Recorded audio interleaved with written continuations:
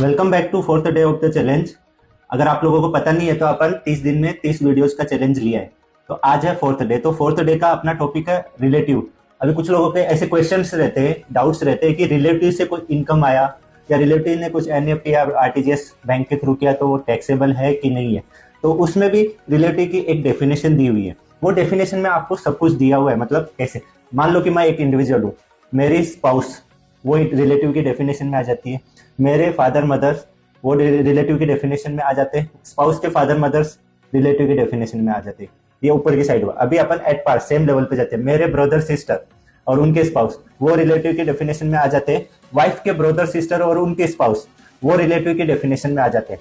फिर जाते हैं अपन ऊपर ऊपर, मतलब मेरे फादर मदर्स वो रिलेटिव की डेफिनेशन में आ जाते हैं।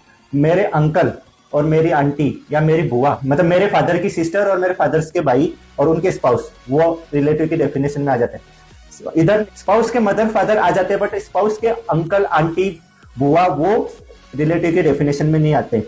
बट स्पाउस के दादा दादी आ जाते हैं। इधर मेरे दादा दादी आ जाते हैं। ठीक है, नीचे अभी ये हो गया असेंडेंट। अभी नीचे जाएंगे अपन डिसेंडेंट में। मेरे डॉटर्स, मेरा सन और उनके स्पाउस भी आ जाते हैं रिलेटिव की डेफिनेशन में, और स्पाउस के भी सेम ही हो गए तो वो भी इसमें इंक्लूड हो जाते हैं।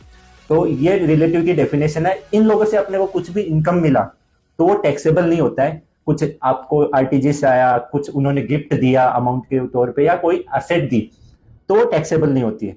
ठीक है, अब और ये था इंडिविजुअल के लिए। और अब जाते हैं अपन एचयूएफ के लिए। एचयूएफ में एनी मेंबर ऑफ एचयूएफ से कुछ मिला ना तो वो भी रिलेटिव के डेफिनेशन में आ जाता है। उस पर भी कोई टैक्स नहीं आता। ठीक है, तो ये अपना आज टॉपिक था, छोटा सा सिंपल सा। ठीक है, तो चलो, थैंक यू।